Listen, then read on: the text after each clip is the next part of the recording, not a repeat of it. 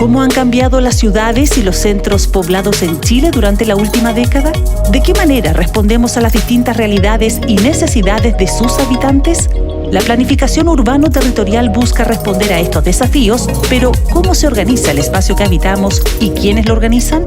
Radio Universidad de Chile presenta Ciudades al Día. Una conversación con quienes piensan, proyectan y construyen el futuro de los lugares que habitamos. Un programa del Consejo Nacional de Desarrollo Territorial para la actualización de la Política Nacional de Desarrollo Urbano que abordará los principales temas debatidos durante este proceso. Conduce Paola Girón, presidenta del Consejo Nacional de Desarrollo Territorial. Hola, mi nombre es Paola Girón, planificadora urbana, académica y investigadora, y además soy la presidenta del Consejo Nacional de Desarrollo Territorial. Desde hace casi 2 años hemos estado trabajando en la actualización de la Política Nacional de Desarrollo Urbano a 10 años de su promulgación, y en este momento era importante actualizarla debido a las distintas modificaciones y temas que han emergido en el país. Este es un programa de 8 episodios, Ciudades al Día, donde presentamos los temas claves para la actualización de la Política Nacional de Desarrollo Urbano. En este 5º episodio vamos a estar conversando sobre institucionalidad, gobernanza y participación. Pasar de la propuesta a la acción requiere de bases institucionales, mecanismos de coordinación y participación. ¿Cómo consolidamos todo esto para fortalecer la planificación y la gestión territorial? ¿Qué rol cumple la descentralización en todo este proceso? Para conocer lo que propone la actualización de la Política Nacional de Desarrollo Urbano, en este aspecto te invitamos a escuchar el capítulo de Ciudades al Día.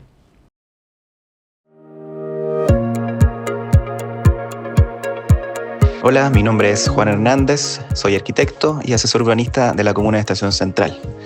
Desde el punto de vista de la planificación urbana, les puedo contar que el año pasado logramos aprobar la actualización del Pladeco 2029 y además nuestro plan de inversiones en infraestructura de movilidad y espacio público, nuestro PIMEP, y, más importante aún, contarles que a mediados de julio de este año entró en vigencia nuestro tan esperado Plan Regulador Comunal.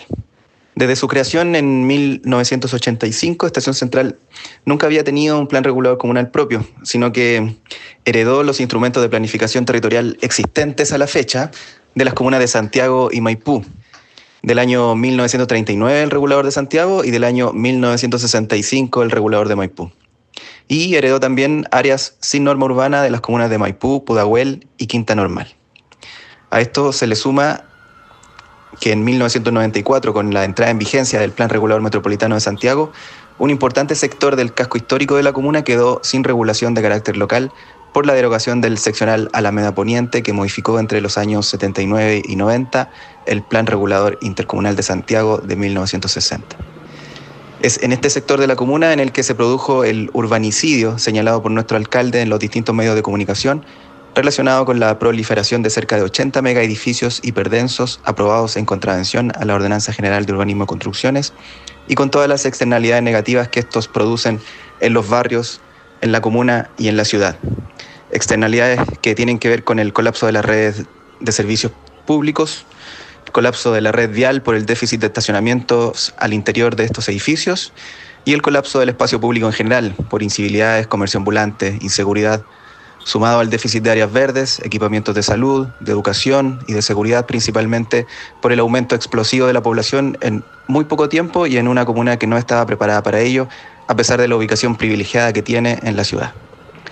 El plan regulador llega a ordenar y establecer reglas claras para el desarrollo urbano en una comuna con una crisis consolidada y con habitantes que han perdido la confianza en sus autoridades.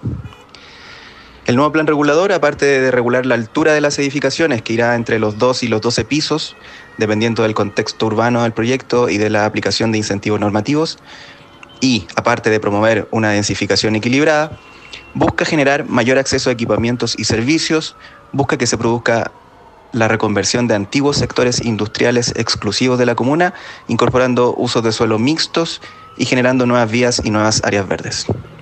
Aborda también el concepto de barrio y vivienda digna, estableciendo incentivos normativos a cambio de que los nuevos desarrollos consideren cuotas de viviendas de interés público y protegiendo barrios emblemáticos, declarándolos como zonas de conservación histórica. La municipalidad ha entendido que es indispensable que estos instrumentos de planificación se complementen con un plan de regeneración urbana comunal, que permita abordar de manera integral la recuperación de barrios deteriorados, fortaleciendo el entorno construido y el tejido económico, social y cultural. Para esto se ha conformado formalmente una instancia participativa, asesora y consultiva que se ha denominado Consejo de Regeneración Urbana, presidida por nuestro alcalde y por el rector de la Universidad de Santiago de Chile, y conformada por connotados académicos, urbanistas, representantes del COSOC, del Consejo Municipal, del Comité Ambiental Municipal, de distintas direcciones municipales y representantes del mundo privado. Además, formarán parte exministros de Estado y profesionales del Consejo Nacional de Desarrollo Territorial. Todo esto buscando asegurar una representación diversa y multidisciplinaria. La asesoría urbana estará a cargo de la Secretaría Ejecutiva del Consejo, importante desafío que esperamos se lleve a cabo con una importante participación ciudadana en pos de imaginar y caminar hacia la estación central del 2050. Y esperamos sumar a las carteras de proyectos con financiamiento del GORE y de la Subdere inversión privada que logre materializar estos sueños.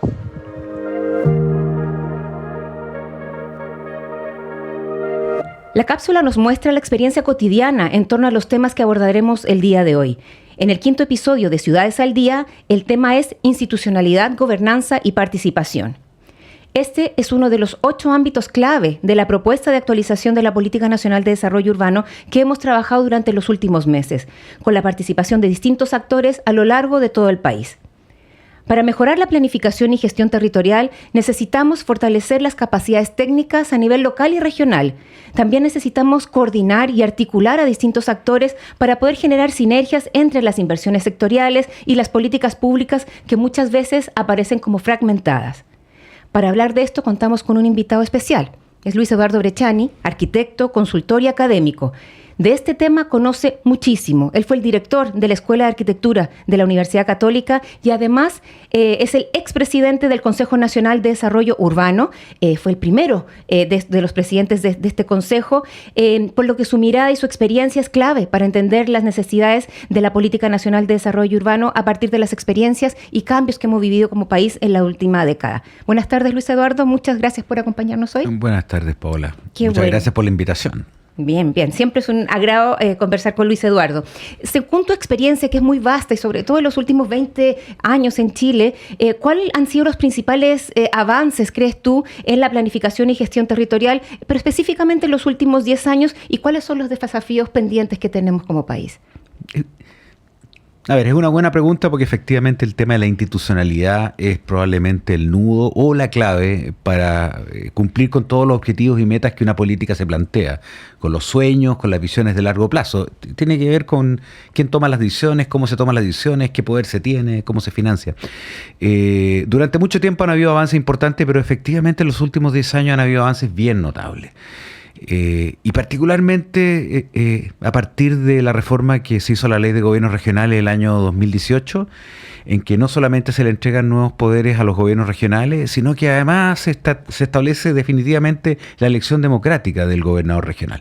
Después de mucho tiempo, probablemente el único cambio relevante que había ocurrido había sido a principios de los 90, cuando se democratizaron los municipios después de la dictadura.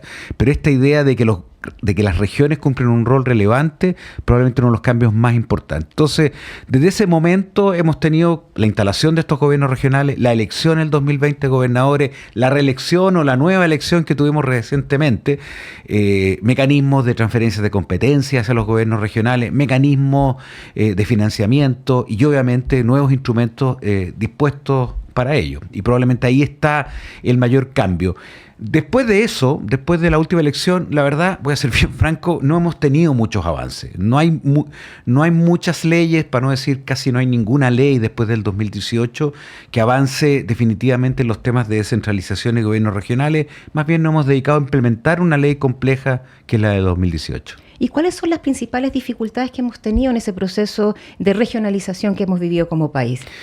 A ver, varias. Lo primero, el proceso de transferencia de poder desde el gobierno central al gobierno regional ha sido lento. Hay un mecanismo de transferencia de poder y de recursos, pero ha sido complejo. Los gobiernos de 4 años nacionales se proponen metas siempre ambiciosas y finalmente les cuesta soltar poder porque eso implica dejar de cumplir con esas metas.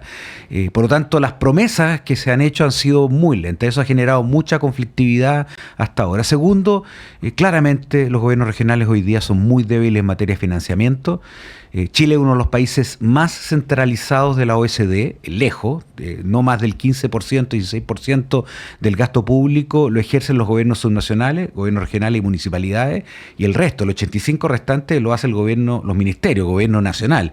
El promedio en la OECD entre 30 y 50% es toma de decisión subnacional, pero de ese 15% descentralizado, no más del 3% lo hacen los gobiernos regionales. Entonces, a pesar de que tienen algo de recursos, la verdad es que una institucionalidad territorial como un gobierno regional, sin financiamiento estable que le permita levantar proyectos emblemáticos, icónicos, fortalecer a sus equipos profesionales, es muy difícil que cumpla las metas y las expectativas que se pusieron en él en el 2018. ¿Y qué aspectos positivos has visto o qué casos positivos has visto a lo largo del país, elementos que podamos destacar de buenas prácticas en algunos de estos gobiernos regionales o en este proceso de transferencia de competencias o de la implementación quizás de políticas públicas territoriales por parte de estos gobiernos regionales? Si bien el proceso de transferencia de recursos, potestades y nuevos instrumentos ha sido súper lento, más lento de lo que uno hubiera esperado para cumplir con esta meta, sí hay buenas iniciativas que hablan de que este es un proceso gradual y que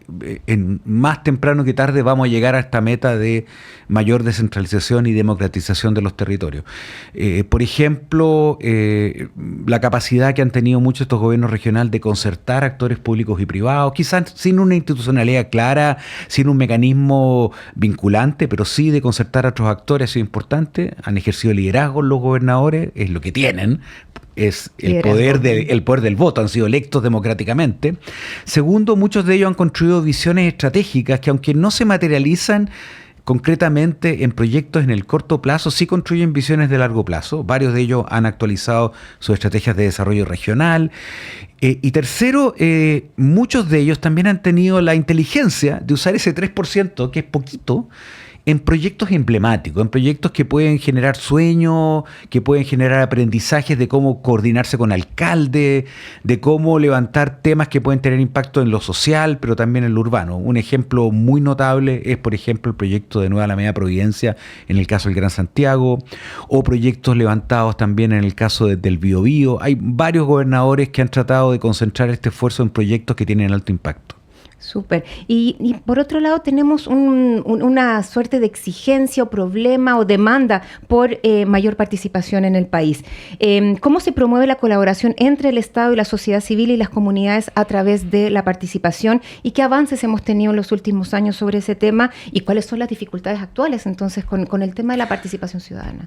Ese es probablemente en el tema en el cual hemos avanzado menos. O sea, si en el 2018, ha pasado harto rato, ya tuvimos una ley de fortalecimiento de la regionalización, el último proyecto de ley sobre participación ciudadana, que es la ley 20.500, es del 2011. Han pasado ya casi 15 años de la última ley que se dictó sobre formas de participación a nivel territorial, a nivel comunal y a nivel regional.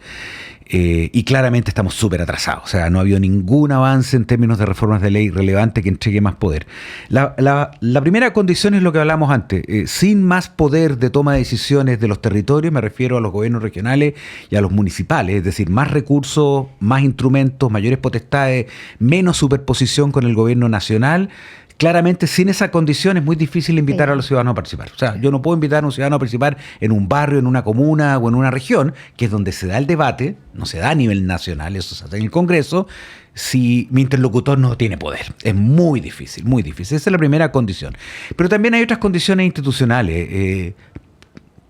Todos los instrumentos que tenemos hoy día, por ejemplo, los consejos de la sociedad civil, los COSOC, son muy livianos, no tienen ninguna potestad vinculante, son solamente opinan, no tienen apoyo técnico para levantar sus propias agendas, son una institucionalidad de concertación público-privado, de la sociedad civil tremendamente débil. Segundo, Hay un tema institucional y ahí. Segundo, hay un tema de financiamiento. Tampoco cuentan con financiamiento para tener datos y romper con la simetría de poder cuando discuten con otros actores. No tienen capacidad de opinar si es que no tienen información, no tienen capacidad de asesoría, etcétera. Hay un tema bien importante, no me refiero a los COSOC, en general a los ciudadanos.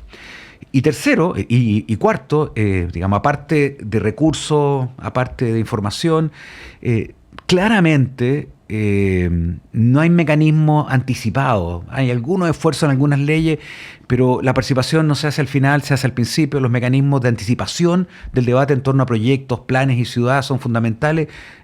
Esos mecanismos de anticipación en general casi no existen en muchas leyes, claro, salvo la Ley General de Urbanismo y Construcciones, que hay algunas cosas, pero ahí tenemos una debilidad. Claro, y no hay devolución tampoco después de esos procesos. Tampoco, ¿no?, hay seguimiento, porque las instituciones permanentes, como los consejos de la sociedad civil, son tremendamente débiles. Los municipios se reúnen 4 veces al año y los gobiernos regionales no tienen ninguna obligación. O sea, pueden no reunirse nunca en un año.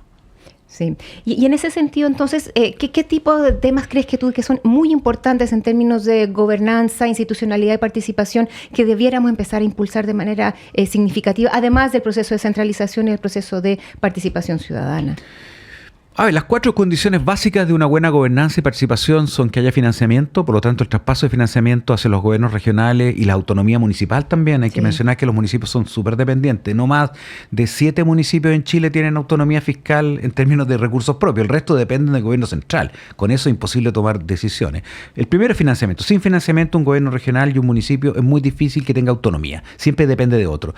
Tercero, se requiere obviamente un tema de gobernanza. La gobernanza regional es un poquito más participativa porque tiene un buen consejo, pero un consejo débil todavía.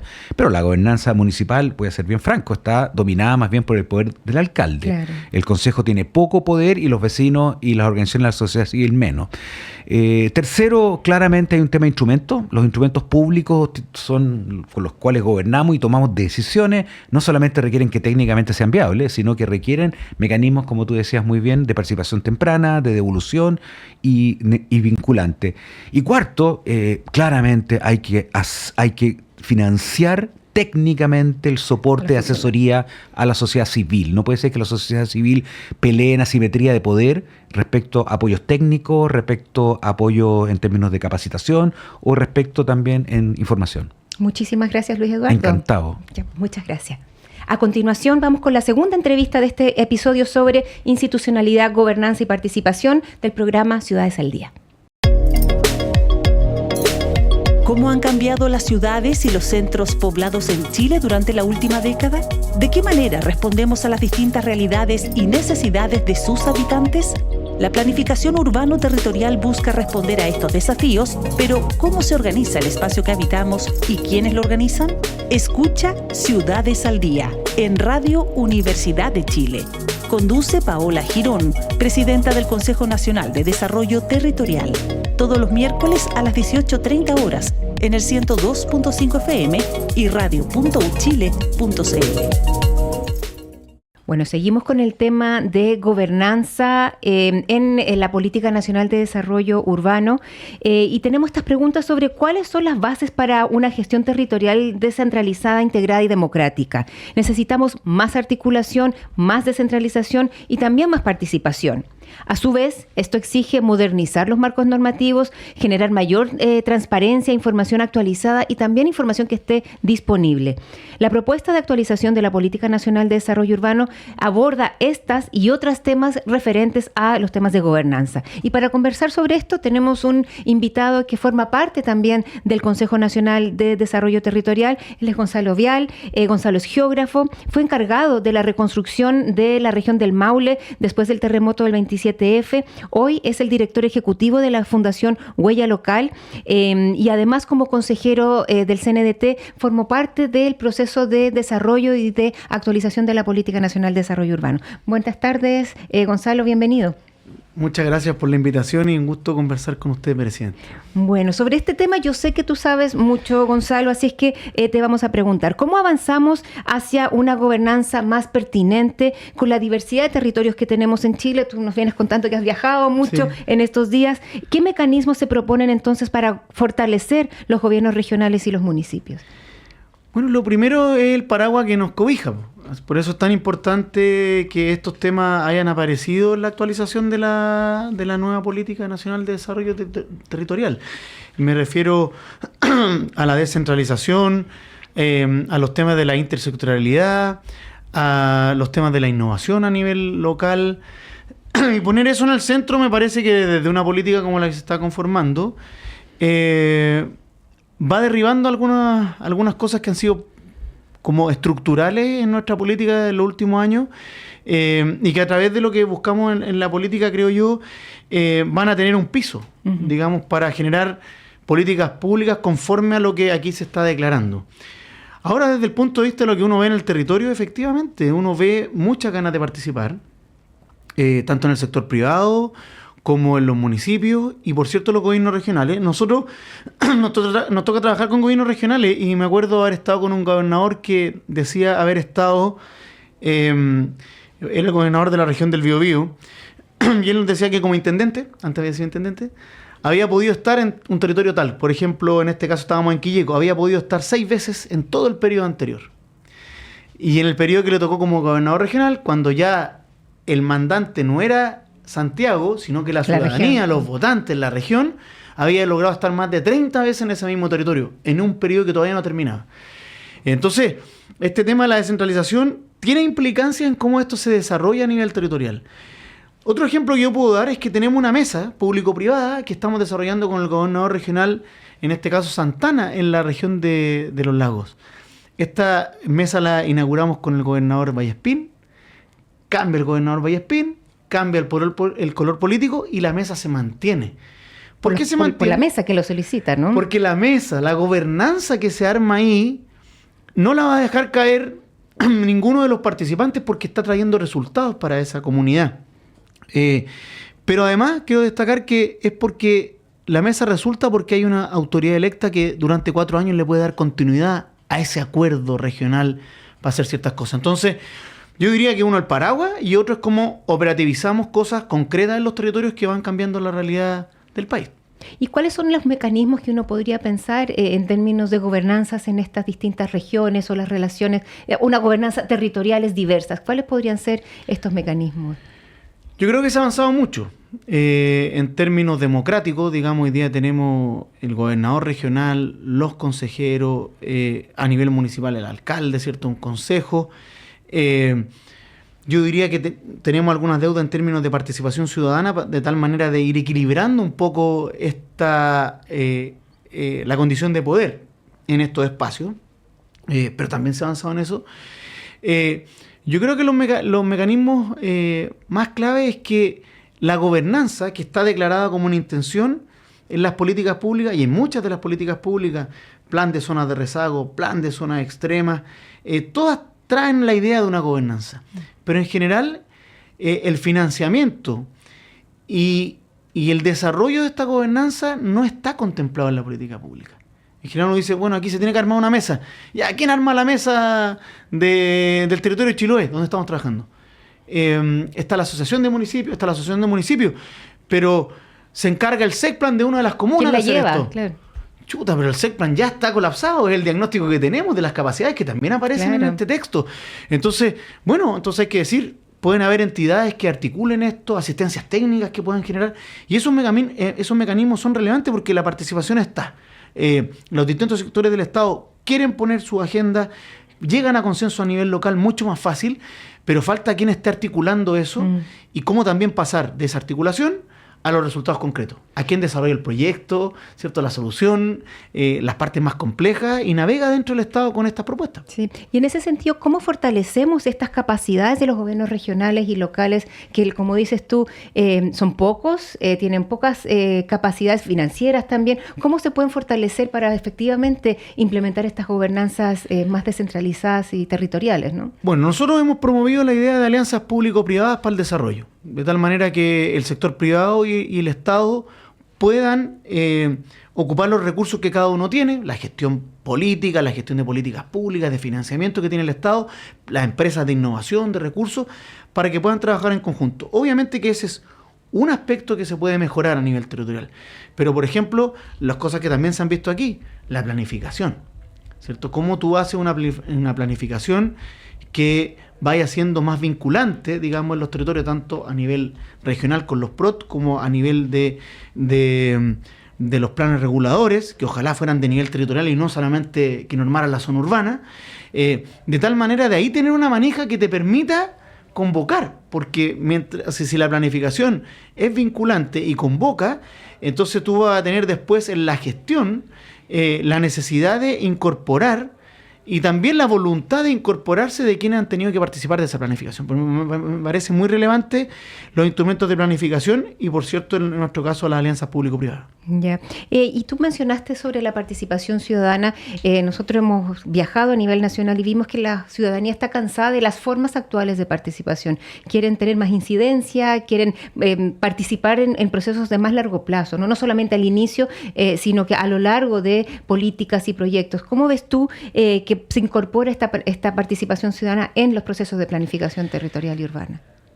Mira, estoy leyendo un libro que trata de interpretar cómo las democracias, tratan de interpretar las crisis de la democracia, y sale el discurso de la polarización y ese tipo de cosas, sino que se enfoca en la teoría del problema de la representación. Tenemos un problema de representación y por eso surgen los populismos y por eso surgen los discursos de odio. Por lo tanto, encontrar mecanismos de participación no necesariamente vinculantes, porque eso para mí es demasiado voluntarista, sino que con información nivelada entre los distintos actores, con poder a través de la participación ir generando educación cívica para que la gente entienda cómo se detona la inversión pública, por qué es importante planificar, me parece relevante. Que entregue además resultados permanentes. Y por último, que se evalúe para efectos de mejorarla en el futuro, me parece que es muy relevante. Y esto tiene que pasar de ser un discurso retórico. Nosotros vemos cómo la participación de la ciudadanía es muy relevante en territorios tan complejos como Tiltil hoy día, como Mejillones. La gente participa de los espacios que se les da. Quiere ser parte, ¿no? Pero sí quiere que no se instrumentalice.